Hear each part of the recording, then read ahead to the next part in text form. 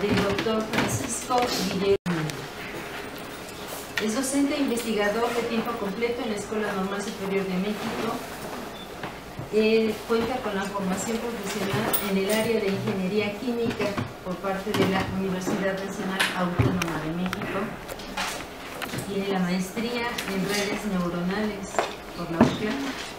Tiene un doctorado en ciencias con especialidad en neurociencia computacional por el Centro de Investigación de Estudios Avanzados del Instituto Politécnico Nacional, mejor conocido como CIESTA. Es docente de grupo de educación secundaria en el área de matemáticas por más de 14 años. A partir de 1997 se dedica a la docencia en educación superior y a partir del año 2000 en posgrado en instituciones como el Instituto Politécnico Nacional, la Universidad del Valle de México y por supuesto ha participado como expositor técnico, Universidad del Valle de México, Universidad de Toronto, de Columbia Británica, Vancouver, Universidad de Buenos Aires, Universidad Católica de Chile, Universidad de la República de Montevideo, Uruguay, de University Mozart de Salzburgo, Australia, de la Universidad Técnica de Viena, de University Alexander von Humboldt en Berlín, Alemania, de la Universidad Técnica de la República Checa en Praga, del Instituto de Tecnología de Massachusetts en Cambridge, en Estados Unidos, y en la Academia de Ciencias en Nueva York. Fue miembro del Consejo Consultivo Interinstitucional en el área de Ciencias ante la Secretaría de Educación Pública por parte de la Escuela Normal Superior de México. Ha sido miembro del Comité Científico ante el Instituto para la Investigación y la Coordinación de la Acústica y la Música, obviamente en París. Ha sido miembro del Comité Científico ante el Instituto de Investigación y Coordinación de la Academia de Ciencias de Nueva York desde 2008. Cuenta con perfil deseable del Programa para el Desarrollo Profesional Docente de tipo superior PRODE desde 2013. Es responsable del Cuerpo Académico en Ciencias número 2, Enseñanza y Aprendizaje de las Matemáticas en la Formación Inicial y la Educación Básica. Fue presidente y organizador del primer Congreso Nacional de Matemáticas, su enseñanza y su aprendizaje, celebrado en nuestra institución en 2016. Organizador del primer Congreso Internacional de Educación, también en nuestra institución en 2016. Actualmente, junto con los integrantes de su cuerpo académico, está preparando el primer número de una revista electrónica, Las Matemáticas, su enseñanza y aprendizaje, a quien seguramente tendrá todo el éxito. Es uno de los docentes investigadores que elevan el prestigio, la calidad y sobre todo, el día de hoy, tenemos el honor que nos haya hecho favor de distraerse sus actividades y esta mañana esté con nosotros y nos brinde un diálogo que nos comparta sus conocimientos sobre neurociencia. Recibamos con un fuerte aplauso al doctor Francisco Guillermo Herrera Armendia. Gracias.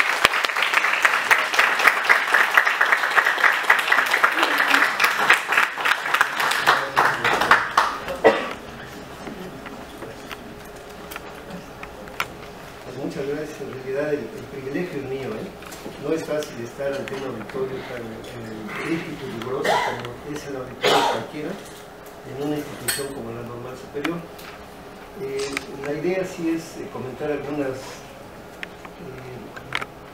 incidencias que se han dado en el cambio científico a lo largo de los últimos 80 años más o menos, y que de alguna manera tratan de repercutir en el proceso educativo actual. Con todos los inconvenientes que yo pudiera encontrar ahí, sin embargo es una propuesta que tiene que aceptarse. Muy bien, inicio y vamos a la breve presentación. Es un antecedente. Ahora sí, ahí está. Ahí está.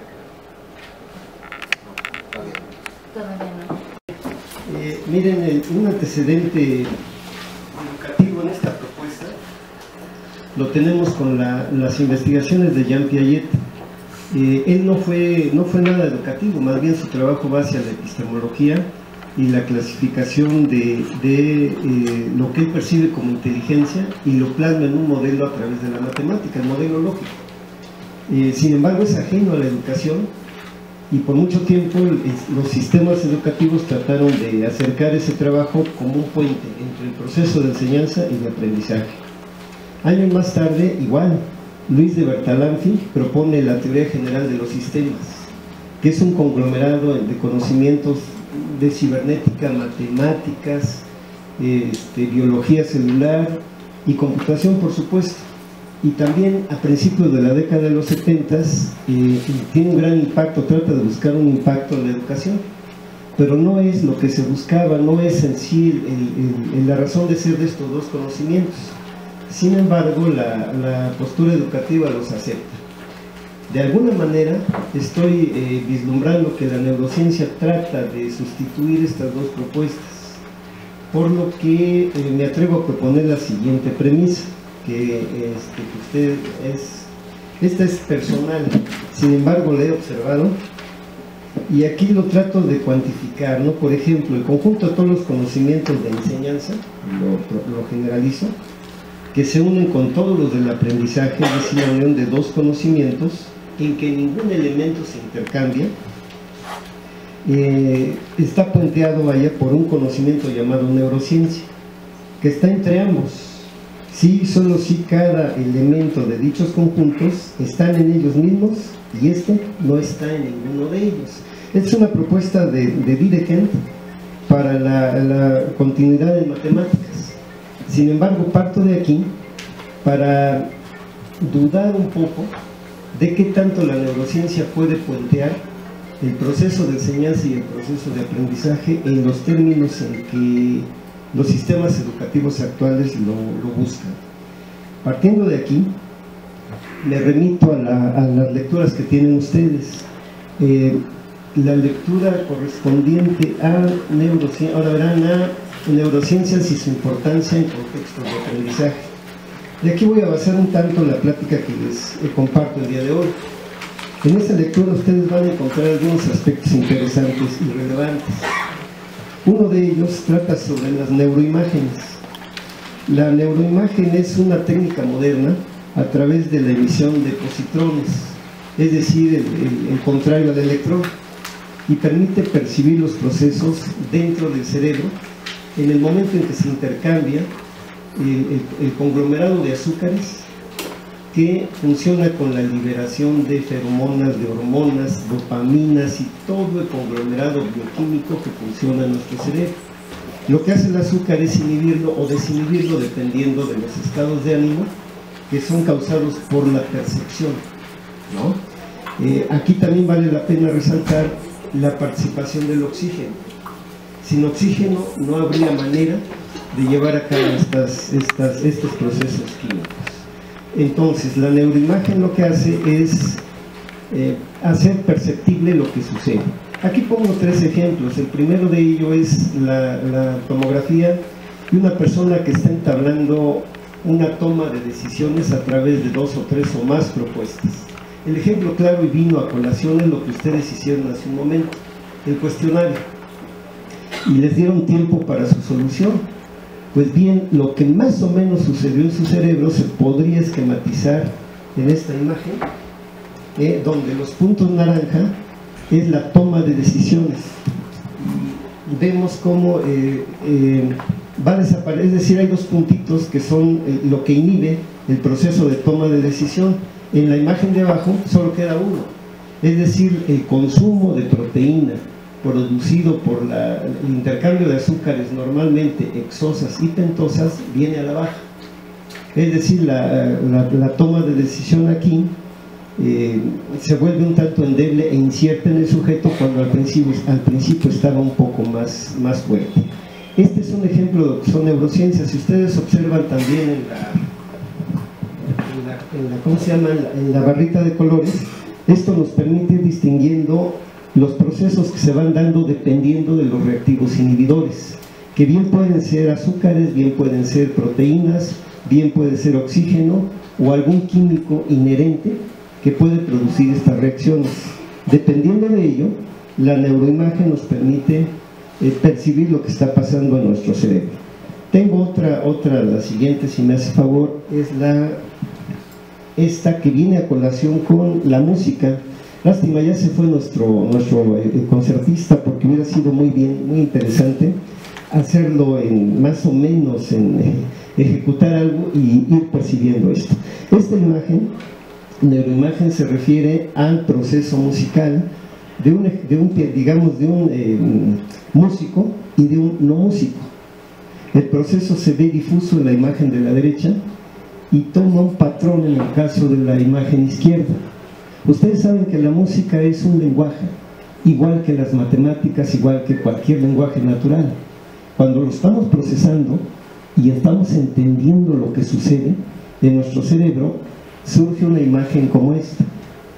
Esta es, digamos, igual por emisión de positrones, y vemos cómo el consumo de azúcar, que puede reflejarse en los puntos oscuros en rojo, contra el consumo de oxígeno en puntos claros, que es el amarillo. Es decir, hay una estabilidad. Justamente esa es una de la idea de la neurociencia, buscar patrones o estabilidad en los procesos. Sin embargo, en la imagen de la derecha no. Hay dijéramos, un caos en el proceso, porque el cerebro no logra asimilar lo que está escuchando en el caso de la música. Si por ejemplo alguien de nosotros, o bueno, en mi caso, quisiera yo ejecutar alguna obra en este momento de Tchaikovsky, no podría, porque no tengo ni el elemento de partitura ni la técnica para una obra de él. Sin embargo, a lo mejor lo que ejecutó el joven sí lo podría replicar, que es el Nocturno Opus 9 número 2, el último que ejecutó. De alguna manera lo tengo en memoria. ¿Y qué pasaría en mi cerebro? Que lo que está en la imagen de la derecha se volvería un patrón en la imagen de la izquierda. Este es un ejemplo de lo que puede suceder en un aula de clases, pero he aquí también el inconveniente. No podemos medirlo, no podemos en tiempo real saber si el estudiante está o no justificando un proceso de aprendizaje a través de la percepción. Ese es un inconveniente de la neurociencia, ya que esto solo puede lograrse en espacios clínicos específicos para tal disposición, de tal manera que en el aula es muy difícil. Pero algo como esto sucede cuando el jovencito de secundaria, en el caso de la educación, ya sea en la asignatura de ciencias, de sociales, o en el caso de los lenguajes, como es inglés, matemáticas o español, puede suceder esto, cuando hay una interacción plena entre el proceso de enseñanza y el de aprendizaje. Y vuelvo a insistir, aquí la neurociencia solo trata de ser un punto que no pertenece a ninguno de esos dos conjuntos, pero que trata de explicar los fenómenos que se dan. No sabemos si esto en mi caso particular, no podría asegurar que sea un éxito a corto o mediano plazo. Sin embargo, es una propuesta que, vuelvo a insistir, trata de ocupar el lugar que alguna vez tuvo la epistemología genética de Piaget y posteriormente el trabajo de Bertalanffy. La tercera lámina, si me hace favor, doctora, es esta. También es interesante porque tiene que ver igual con el consumo aquí sí de la producción de proteína, lisina en el caso del cerebro en área azul, y el punto naranja, que es el consumo de oxígeno. Pareciera como si fuera un cerillo que se enciende, ¿no? Poco a poco tiene un máximo y luego se va. Justamente esa es la idea de lo que sucede. Cuando está el oxígeno en su punto es cuando más podemos procesar información. Esta lámina bueno, se refiere justamente a la resolución de algún problema, un problema X, como el que ustedes, por ejemplo, resolvieron hace poquito a través del cuestionario. Su cerebro se concentró y empezó a generar la producción de lisina, una proteína, un aminoácido esencial que inhibe los procesos de sinapsis en tres fases: la pre, la sinapsis y la post-sinapsis. Entre mayor producción de lisina y su relación con el consumo de oxígeno, en el laboratorio se ha demostrado que el proceso de aprendizaje es más eficiente. Sin embargo, la pregunta es cómo lograrlo en un momento dado, en un lugar determinado, de salón de clases, este proceso. Sin embargo, aquí está, ¿no? Es una propuesta interesante y sobre todo que nos refleja, nos da una perspectiva en tiempo real y visual de lo que está sucediendo en nuestro cerebro. La siguiente, por favor. Me voy ahora en el texto, en alguno de sus textos, aquí hago un punto y aparte, dejo la postura de la neuroimagen como una evidencia única y sin contradicciones sobre el proceso neuronal. Bueno, en su texto también hay un autor que se menciona bastante, Antonio Damasio, que en su momento trabajó para la Universidad de Iowa e hizo investigaciones muy interesantes. En algún momento la UVM me pidió hacer una reseña de sus trabajos y se publicó en el 2005, me parece. Y la aportación que logro resaltar ahí, la pueden ustedes ver en la lámina. Por ejemplo, la de arriba, bueno, me remito a la de abajo primero. Esta es la producción del ciclo cicárdico. Es decir, cuando nosotros estamos despiertos y estamos activos, el switcheo entre ellos se conoce como ciclo circadiano-cicárdico, que tiene que ver con la producción de dos sustancias, serotonina y melatonina, la que nos puede mantener activos o dormidos. A lo mejor esta plática al paso del tiempo les puede ir generando cierta pesadumbre, ¿no? Porque no están activos y porque el consumo de oxígeno viene a la baja, ya sea porque es un lugar cerrado o porque no hay circulación del aire. Eso tiene que ver con el proceso de atención. Pero fíjense ustedes, la producción de esto, y aquí lo podemos ver, va en aumento. Tenemos la concentración en miligramos de 0 a 40 en el eje en horas. Y es una función logarítmica, es decir, si pudiéramos unir los puntitos se parecería a como que a un bastoncito, digamos, ¿no? Que va creciendo de abajo a arriba y hacia su derecha. Y pues, sin embargo se estabiliza esto en el tiempo y ya finalmente termina. La gráfica de arriba también tiene que ver con el tiempo y es la repetición de los días en el calendario. Es decir, ejemplo, hoy que es 22 de octubre, en el año de 1900, por ejemplo, 1906, 1917, 23, 28, 34, etcétera, también fue lunes. Y ese patrón también responde a una gráfica logarítmica, como ustedes ven en la parte de arriba. Ambas coinciden. Y aquí está todavía pendiente la conclusión de esta investigación de por qué se ha propuesto calendario gregoriano, que le conocemos en la actualidad, y juliano en su momento, que responde justamente al ciclo cicárdico. Es decir, aquí viene una pregunta: si el propio ser humano es capaz de codificar su ciclo circadiano, como es la gráfica de abajo, con relación a la distribución del calendario, como es en la parte de arriba, donde hay ciclos que se repiten y que generan patrones. Esto todavía no está concluido, sin embargo, esta gráfica sí es una aportación, o esta correlación de gráficas es una aportación que su servidor encontró en el análisis del artículo de Damasio, que se refiere justamente a la neurobiología del tiempo. Hago un paréntesis y recuerden ustedes que también Jean Piaget hizo un trabajo sobre el tiempo en los niños. Si mal no recuerdo, es la noción de tiempo en el niño, y ese trabajo lo propuso Albert Einstein a Piaget en Suiza alguna vez, para tratar de explicar por qué el ser humano no es capaz de percibir el tiempo con los 5 sentidos que comúnmente trabajamos, es decir, la vista, el oído, el olfato, el gusto y el tacto. El tiempo no se percibe. El tiempo pasa a través de nuestro hipocampo, pasa en un transcurrir, sentimos los cuadros que estamos viviendo ahorita en un abrir y cerrar de ojos, en un parpadeo, en un susurro, en un olor, pero no lo percibimos, solamente lo denotamos. Y este es el trabajo del hipocampo. Bien, eso es con relación al trabajo de Antonio Damasio. Y de aquí una pregunta que tiene que ver ahora sí con el proceso de aprendizaje. ¿Cómo afecta este proceso con el desfase del ciclo circadiano en el nefasto horario de verano?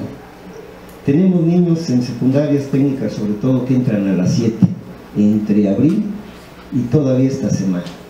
Pero en realidad no son las 7, tenemos 60 minutos adelantados más 36 con relación al meridiano 90.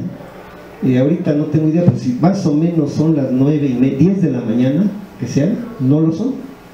En realidad deben ser las 9 por el horario normal que hemos tenido durante siglos en México. Pero aparte, seguimos el horario de Mérida, es decir, el meridiano 90 que está a 6 horas de Greenwich, pero nosotros estamos en el meridiano 99, o sea, 36 minutos adelantados a la hora, y peor les da en Guadalajara. Entonces, si un chavito que entra a las 7 en teoría de la mañana en un horario de verano, son las 5:30 de la mañana. Entonces, a esa hora empieza a trabajar su cerebro. Y sobre todo, la pregunta es ¿por qué a veces los directivos dicen que las matemáticas o ciencias deben trabajarse en las primeras horas? El niño está dormido, su ciclo cicárdico no acaba de terminar.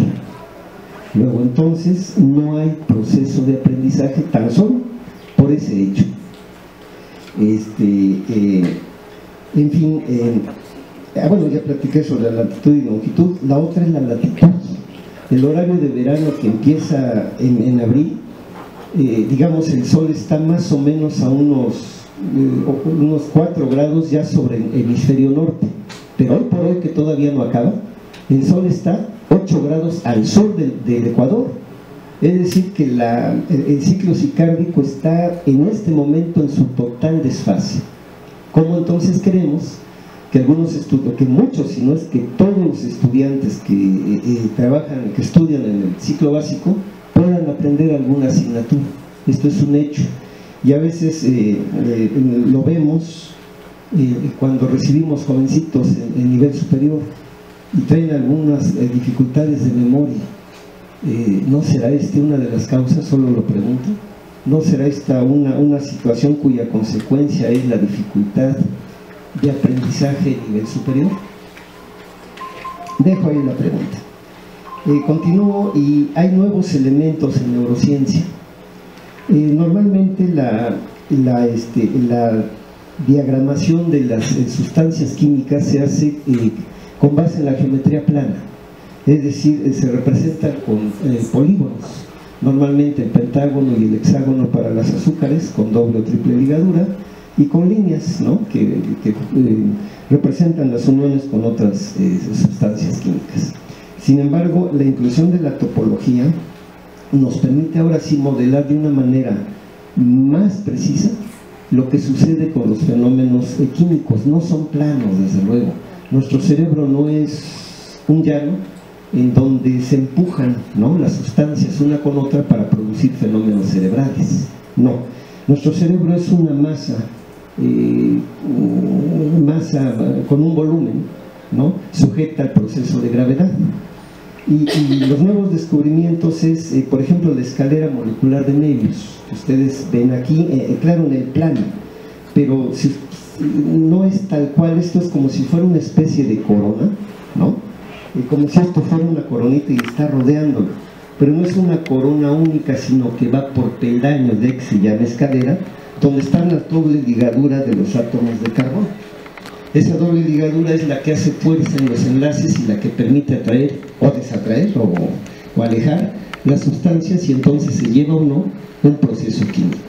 Estos modelos provenientes de la topología nos han permitido a los neurocientíficos avanzar un poco más en la comprensión de estos procesos. ¿En qué consiste la banda de Möbius? Corten ustedes un rectangulito de papel, ¿no?, digamos como este, y el chiste, bueno, el rectángulo tendría que ser una bandita, y es doblarla en la posición contraria, es decir, esta esquina contraria, gracias, contraria a esta. Aquí no me sale porque la hoja, el ancho de la hoja me estorba, pero es de esa bandita, digamos, unir esta con esta de acá, y se forma la llamada banda de Möbius. Es decir, la sustancia química recorrería toda la superficie sin tener que cambiar de plano. Es decir, de esa manera se puede explicar muchos procesos que suceden en nuestro cerebro. Este es un ejemplo de una molécula a nivel escalera de Möbius. ¿no?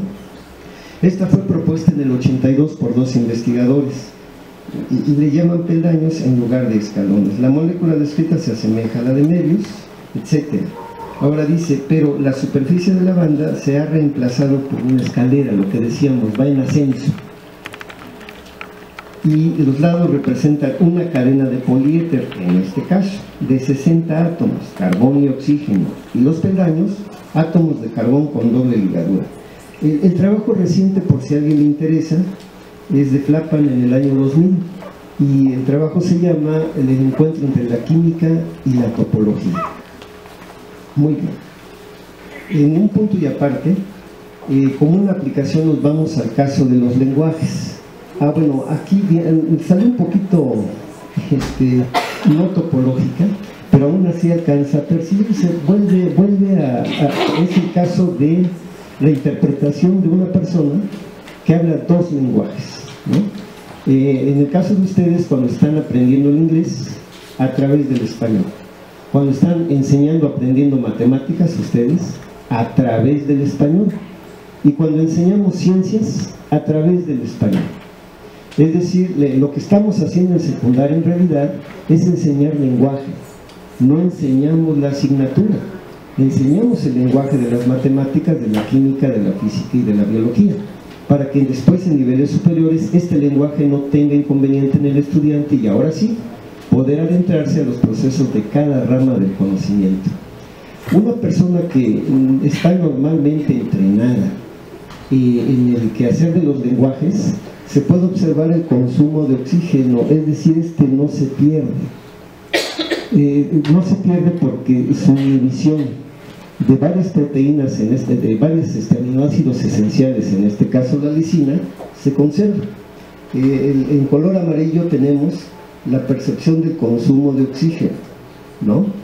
En color azul está la producción de las proteínas, de los aminoácidos esenciales que permiten liberar como una compuerta todas las sustancias que permiten el proceso de aprendizaje. Y en color naranja tenemos la producción, el consumo de azúcar necesario para que esto suceda. Fíjense que a lo mejor ustedes son algunos de mis alumnos, hemos compartido espacio curricular y los dejo comer en el salón, justamente por eso. Incluso les digo, dróquense, entre comillas, con azúcar, porque el azúcar se va rapidísimo al cerebro, sobre todo si es chocolate o si es dulce tal cual, y entonces nos activa, y esa activación de alguna manera nos mejora el proceso de aprendizaje y de percepción. Sin embargo, a veces en los salones de clase no está tan liberado ese aspecto, pero créanme que es totalmente necesario. Este es un ejemplo de ello. Bueno, aquí está lo que sucede realmente, ¿no? Es una interacción entre azúcares, normalmente pentosas y hexosas, proteínas, oxígeno y flujo sanguíneo, le llaman canales de sodio, potasio y calcio, para el proceso del lenguaje. Y que estos, si se utilizan con modelos topológicos, permite procesar correctamente permite evidenciar el proceso en el caso del lenguaje natural. Y la música, lástima que ya se fue el joven, porque nos hubiera ayudado bastante. Bueno, un punto y aparte, existe una correspondencia. Esta es una propuesta que su servidor presentó en el MIT hace algún tiempo, una correspondencia entre el lenguaje musical y el natural, y ha mostrado un patrón constante en inducción y operación.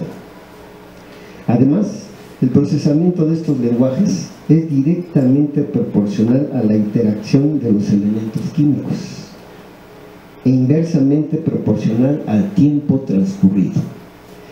Aquí también hago una acotación muy personal. Las sesiones que comparten conmigo no son exactamente de 2 horas, es de menos, porque justamente el tiempo es un inhibidor, el transcurrir del tiempo es un inhibidor de la atención y del proceso cerebral. No podemos tener atentos a los estudiantes por más de 20-25 minutos. De ahí que haya que cambiar. que haya que modificar un algo que suceda, un imprevisto que suceda en el salón de clases y despierte la atención.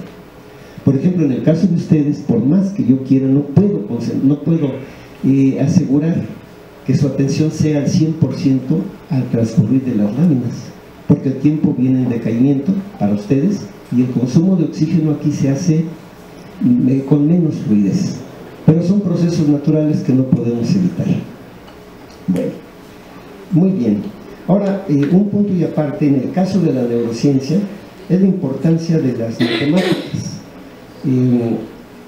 Esta rama del conocimiento se desarrolló durante la Segunda Guerra Mundial fuertemente y posterior a ella se genera ahora sí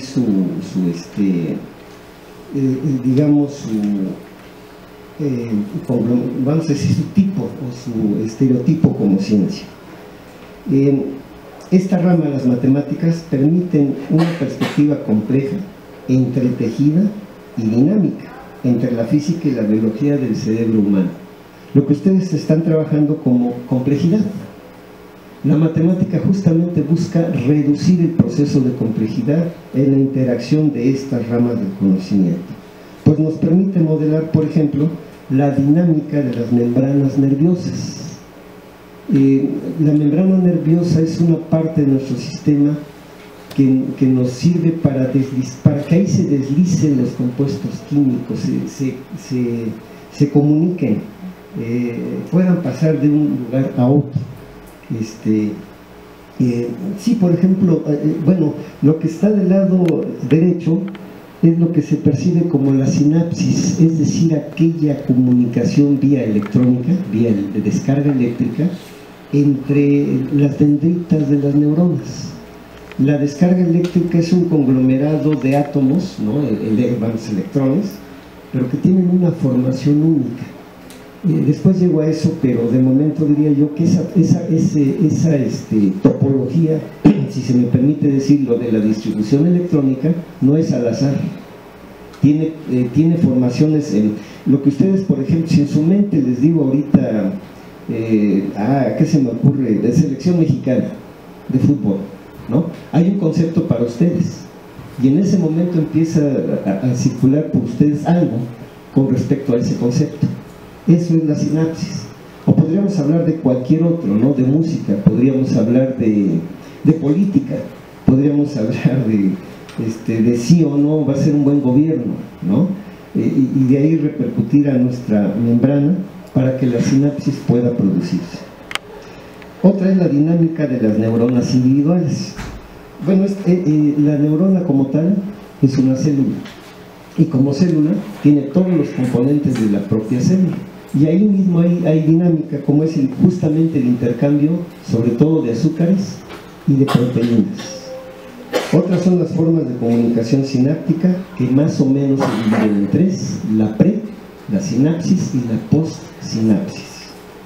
Y otra postura es la dinámica global cerebral, lo que vimos en las neuroimágenes. Esto es lo que atañe a las matemáticas. Solo breves ejemplos, porque no todos somos de matemáticas, no todos son de matemáticas. Uno es, por ejemplo, la aplicación del cálculo diferencial, cuando tenemos la variación del voltaje con respecto al tiempo, que es la expresión que nos denota ahí arriba, y tiene que ver con la relación de corriente. Es decir, nuestro cerebro no es estático, es totalmente dinámico y tiene que ver su funcionamiento con procesos eléctricos. Y este es justamente el inicio de la neurociencia. Uno de ellos fue Alejandro Volta, Hermann von Helmholtz, otro desarrollador, y Galván. Ellos con sus experimentos dan cuenta de lo que puede pasar eléctricamente en el cuerpo humano y particularmente en el caso del cerebro. Es decir, la variación de ello nos lo hace ver el modelo del cálculo diferencial. Otro un poquito más a fondo son las ecuaciones diferenciales, en este caso parciales y de segundo orden. Estos modelos nos permiten obtener varias funciones que describen fenómenos a la vez. No es una sola respuesta, sino son varias respuestas cuando se resuelven estas ecuaciones, y permiten desilucidar, digámoslo así, el proceso o los procesos que ya vimos anteriormente. Muy bien, punto y aparte ahí. Me voy a las emociones. El texto de ustedes también maneja la cuestión de las emociones. Sin embargo, no lo vi o no lo leí, no lo alcancé a ver. Y tal vez los autores tienen otra idea. Sin embargo, es un antecedente necesario, ya que Lev Vygotsky fue el primero en ir analizando la postura de las emociones. ¿Por qué los niños gritan? ¿Por qué lloran? ¿Por qué les gusta dibujar? ¿Por qué les gusta dibujar monstruos, casitas, cosas? ¿No? Esto lo plasma Vygotsky en su primera obra. Esta es, de hecho, la primera que él escribe como tal, La imaginación y el arte en la infancia. De esto, analizando pinturas de niños de jardín, ¿no? de preescolar, se va a una obra mucho más compleja que es la psicología del arte. Una obra maravillosa en la que analiza a Shakespeare, las obras de Shakespeare, entre otras cosas, ¿no? Pero que dan pie al proceso de la emoción en el cerebro. El maestro debe ser ante todo un actor. A lo mejor aquí sí le puedo rescatar una idea a la idea de involucrar las neurociencias. Inclusive ustedes en la pregunta H tienen una muy buena manera de reflexionar. Dice: la interpretación de los bailarines, ¿te generó alguna emoción? Inclusive de los bailarines junto con el interactor del piano. Desde luego que genera emociones, ¿no? Pero ¿qué cosa es la emoción? Normalmente es la liberación de dopamina, lo que nos produce placer, lo que nos mantiene dopados, naturalmente hablando. Ahorita llegamos allá. Les voy a recomendar, viene a colación con relación a las emociones, la producción de la revista Investigación y Ciencia. Ellos tienen una colección que se llama Mente y Cerebro, y en esa justamente hablan de la didáctica, bases cerebrales del aprendizaje. Esto lo rescaté de la red, está aquí abajito y ustedes pueden entrar directamente, y hay muchos blogs y hay muchos artículos que son libres, pero si les interesa, no es cara la suscripción, sobre todo a mis colegas que les interese la cuestión de la neurodidáctica, y esta colección de ensayos les permitirá profundizar en ello.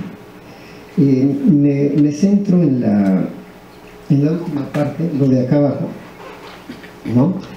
Queda un poquito borrado, pero antes de opoides está justamente la palabra dopamina. No se alcanza a ver aquí, pero habla de la repercusión social. Dice aquí: consideración, entrega o reconocimiento, que es una repercusión, como medio indispensable de supervivencia para nosotros. Y el juego de neuromoduladores, estimuladores de la motivación, que es la dopamina, opoides endógenos y oxitocina. Ellos son los que nos mantienen emocionados, nos hacen llorar, enojarnos, gritar y demás.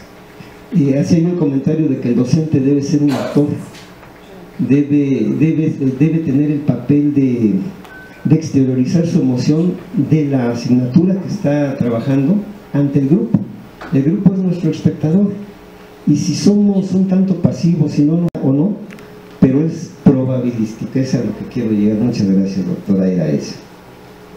Bueno, aquí hay un ejemplo sobre la percepción bayesiana. Tiene que ver con el área bajo la curva. Ustedes saben que la campana de Gauss, la llamada campana de Gauss, es la mejor manera de demostrar. Sin embargo, en la siguiente lámina, muchos lo ubicamos, una actriz muy talentosa. ¿Sí se acuerdan de Los Años Maravillosos? ¿Quién iba a pensarlo? Es una de las mejores matemáticas del mundo, ¿no? Hoy por hoy. Me refiero a esto porque a veces se ha discriminado o se ha platicado entre el proceso del hombre y el proceso de la mujer. Es exactamente igual. No depende de la hormona que distingue el ser hombre o el ser mujer. Depende de los procesos cerebrales, va a depender del consumo de oxígeno, de la velocidad con que los azúcares se procesen en uno y en otro cerebro. Ese es algo para reflexionar y que